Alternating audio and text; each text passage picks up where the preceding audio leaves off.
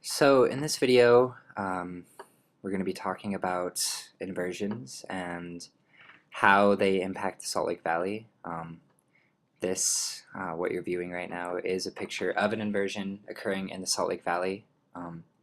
So what we first want to talk about is how inversions occur. A lot of people think that it's just because of cars, but it actually has a lot to do with the geography of the Salt Lake Valley.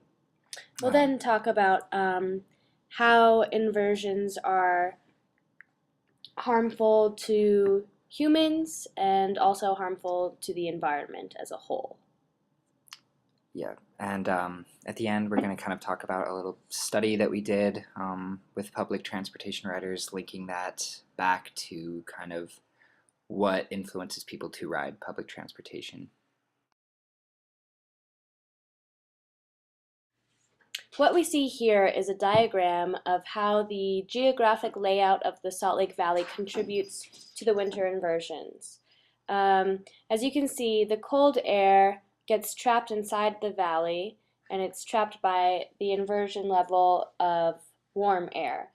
This is not cleared out until we experience snow or rain or another precipitation event that lessens the inversion.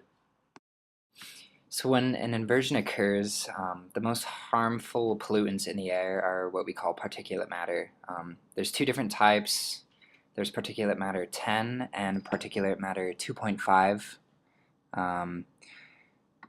Both of these are able to lodge themselves in your lungs and create irritation and infection within them, and you can kind of see a scale there of how large they are in relation to a human hair. This diagram is a representation of how particulate matter acts in our lungs. As you can see, once it's inhaled by a human being, the particles move past our body's natural defense systems and they lodge themselves into our lungs' air sacs, and that is where they damage our lungs. Particulate matter PM2.5 is of special concern because once it's inhaled, it never leaves our lungs and builds up over time. Okay, so this is a graph of the United States Air Quality Index. On the left, we've got particulate matter size 2.5, and on the right, we've got ozone, which is actually a bigger problem on hot summer days because of the way that it interacts with sunlight, but also can occur on sunny winter days. Ozone protects us from ultraviolet rays, but on ground level is toxic to human beings. And as we've already discussed, particulate matter can lodge itself in your lungs. So just wanted to point out that during an inversion, Salt Lake City's levels for PM 2.5 and ozone are usually within the unhealthy for sensitive groups to unhealthy group, just depending on how bad the inversion is. And on a day like today, where it's after a snowstorm, Salt Lake City falls under the moderate. The previous slide of the Air Quality Index highlights one category called unhealthy for sensitive groups.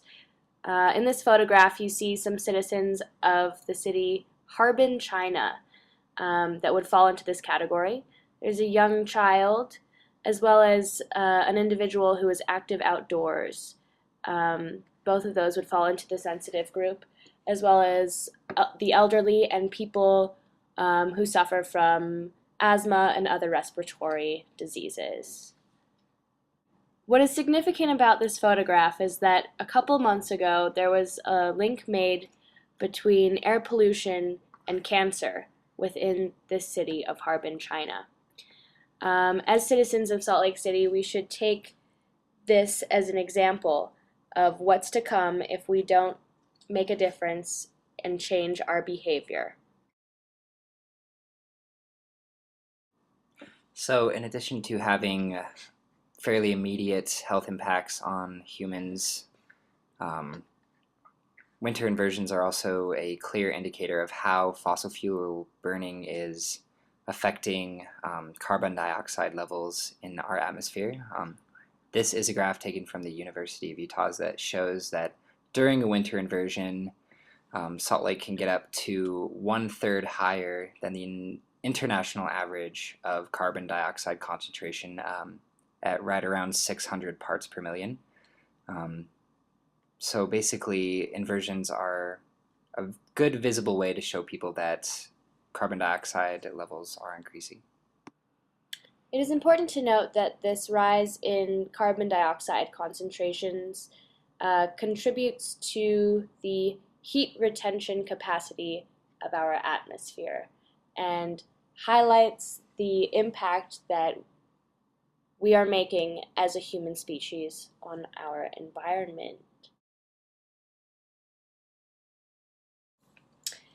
After going over all this information, Taylor and I asked ourselves, what could we do at a local level to reduce the intensity of winter inversions? We decided to conduct a survey that we handed out to riders of public transportation to find out if the winter inversions influenced their ridership. What we found was that overall, people ride public transportation in Salt Lake City out of financial necessity, but awareness of climate change and having the visual representation of the winter inversions does in fact influence ridership. The last question that we asked the people that we interviewed was what they thought we could do to increase ridership of public transportation. Most people that we asked said that there should be an increase in education about inversions and exactly how they affect us. That certainly seemed to be the most cost-effective thing to do as well. So that's kind of the point of making this video. And we hope that it's been informative and inspirational, and tell all your friends what you've learned. Thank you so much.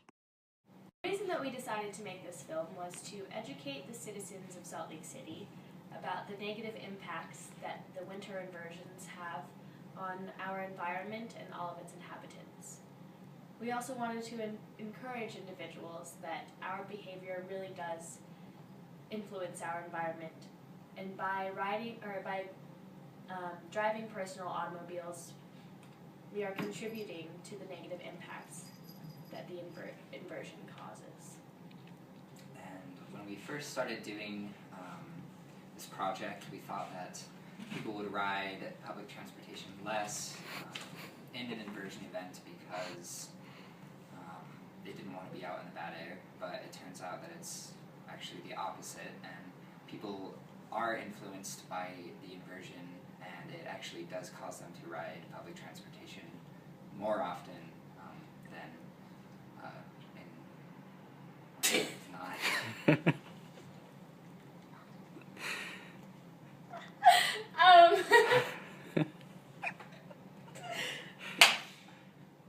The last question that we asked the individuals that we surveyed was what they thought we could do to increase ridership of public transportation.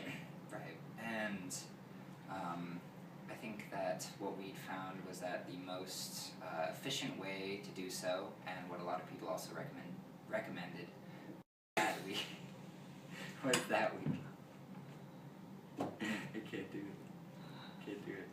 I can't do it either. It's way too hard. It's so hard. I can't. Pizza. No! We don't want it to get Close cold, the guys. pizza. Look.